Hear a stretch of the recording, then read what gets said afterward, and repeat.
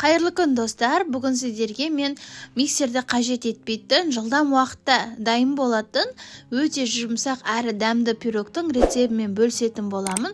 Сондықтан видеоны соңына дейін қарап, каналыма тіркеліп қойыңыздар. Ең алдымен ыдысымызға 3 жұмыртқамызды жарып саламыз, одан кейін қантымызды салып, венчикпен жақсылап араластыратын боламыз.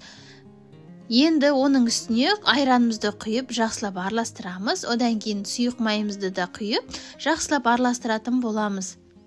Енді оның үстіне ситадан өткен ұнымызды 3 бөлікке бөліп, ешқандай түйіршік қалмау керек. Солай салатын боламыз.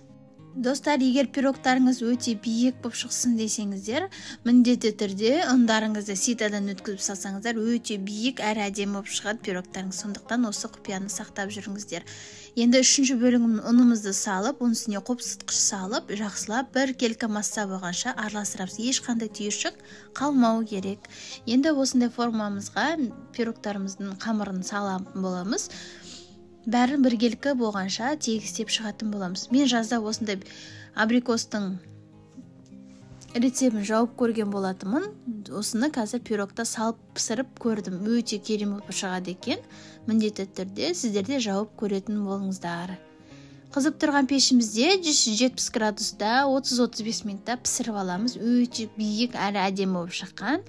Орталары да өте керемет болып піскен. Міндетті түрде осы рецеппен жасап көріңіздер.